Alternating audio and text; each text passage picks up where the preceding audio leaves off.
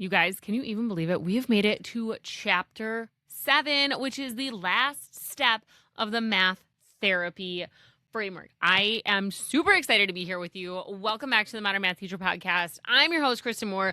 We believe here that math is so much more than just solving for X. And this summer, this July, during our poolside PD, we picked up Math Therapy by Vanessa Vaccaria, and we've been doing our own summer book study of this book. And today we're talking all about assessment. I'm really geeked about this one because I am going to be working on assessment in my national boards journey this upcoming year. So this chapter super piqued my interest. Cannot wait to share this with you. Now, if you have listened to my podcast for any length of time, you'll know, we're on episode 187. Thank you to those of you who shared this whole podcast series for our 3rd year birthday. Also, BT dubs on the side. But anyways, you know that assessment has always been one of my favorite topics, okay? And I started my teaching career in a competency-based school where we use proficiency scales instead of traditional percentages. And over the years, I've studied standards-based grading, equitable grading, retakes, reassessment, feedback, you name it, I've studied it, I've worked on it. It's become one of the pillars, both of my teaching philosophy and my professional development work with all of you. So when I got to this chapter, you guys, I found myself nodding along. I was also really reflecting on how much our assessment practices communicate to students. It's not just about the mathematics, it's what it's communicating to themselves, because our grades tell a story. One big takeaway I had is that assessment isn't neutral. Every grading policy communicates something. If we tell students mistakes are part of learning and growth matters and progress is more important than perfection, but then our grading system permanently punishes every mistake, we're sending mixed messages, friends. That is not to say that there is going to be one perfect grading system, because there isn't. They all have their pros and cons, okay? But I do think it's really important to pause and ask ourselves, does my assessment system tell the same story that my teaching does? Is there harmony and marriage there, okay? Now, this chapter felt really timely because my department is in the middle of some really important conversations. Now that we have adopted illustrative mathematics, our first priority is getting on the same page with curriculum and instructional practices. And we're beginning to ask, what belongs in each grading category? How much should formative assessments count towards their grade? Should it count towards their grade? How should we handle reassessment? What expectations should be consistent across all classrooms versus what you can personalize in your own, right? Those are super healthy conversations because they're really conversations about what we believe learning should look like.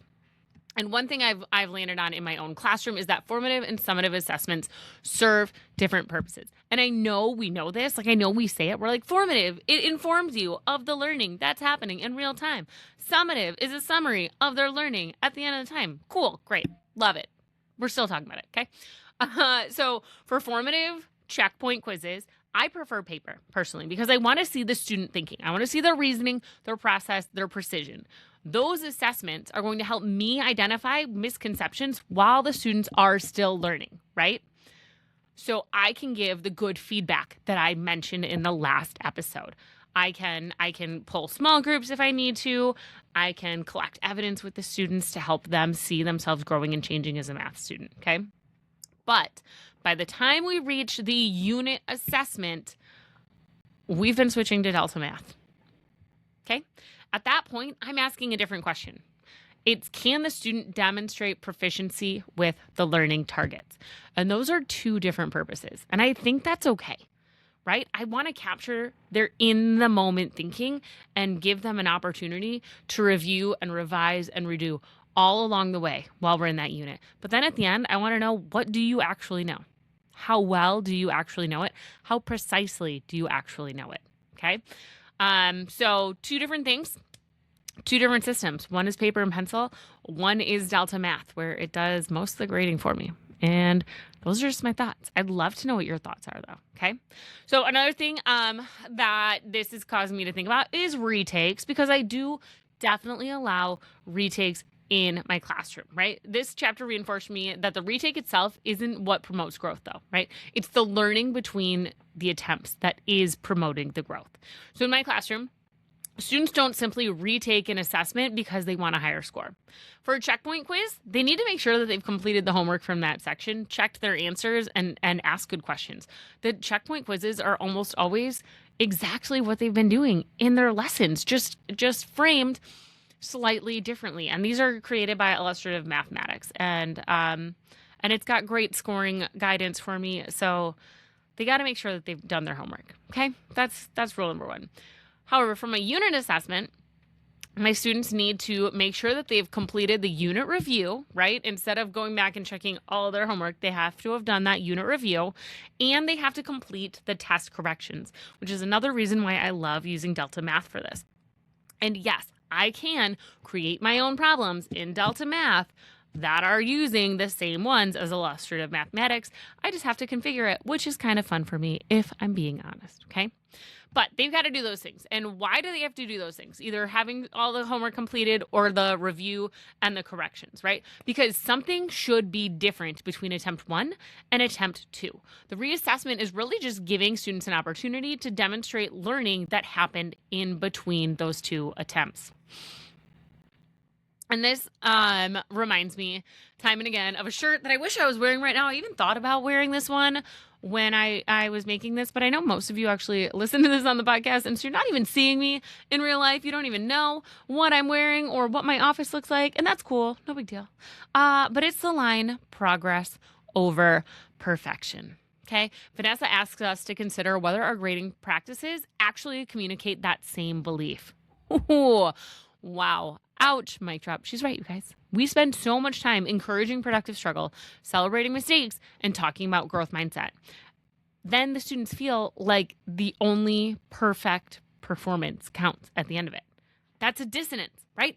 But that doesn't mean we need to lower our expectation. It means we need to create systems that recognize learning as a process. So I want you guys to think about, how are your grading practices communicating and recognizing learning as a process? How are you valuing your students as learners and their growth over time? I'd love your thoughts and ideas. Share that in the Facebook group for me, okay?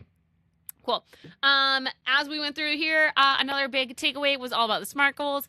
You know, your girl loves a good old SMART goal over here. I've been writing them for myself personally forever. Not just, academic goals, personal goals, professional goals. And I want my students to be writing some SMART goals for themselves as well. I don't want them to just write like, I want an A. Cool. Doesn't everybody want an A or a good grade in the class? Probably, right?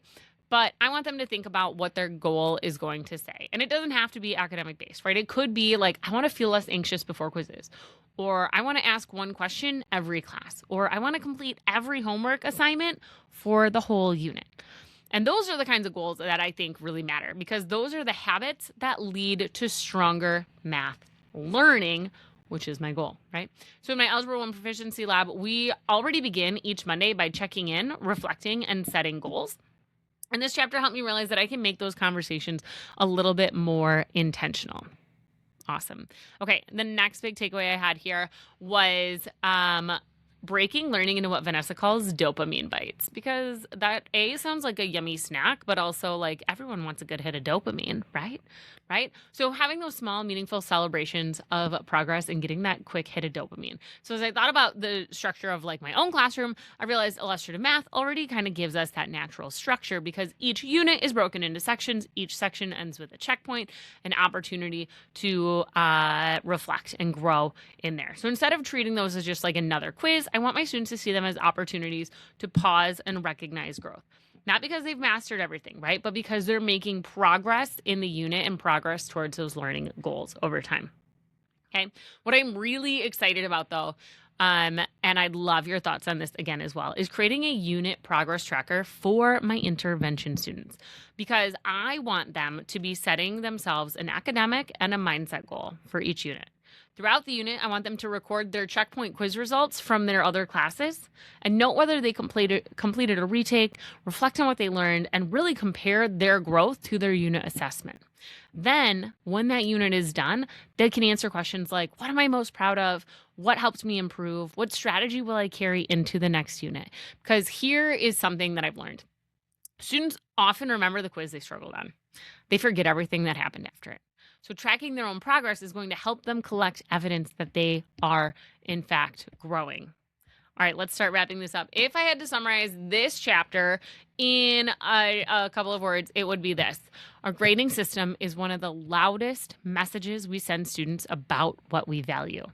If we value growth, our assessments should leave room for growth.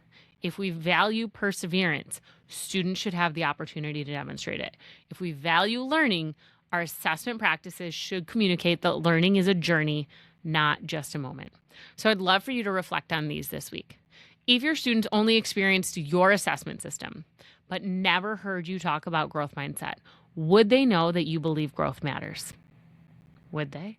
What messages does your grading system send about mistakes, about perseverance, about learning?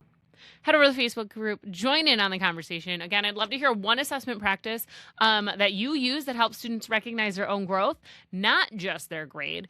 And if you are just joining us at the end for our math therapy summer book study, it's not too late. Grab the physical book or the audiobook and read along with us. The links are in the show notes. Next episode, we're going to continue our journey as we move into the final chapters and begin tying together everything we've learned about helping students build healthier relationships with mathematics. Until then, keep celebrating progress, keep helping students collect evidence of their own growth, and as always, keep it real.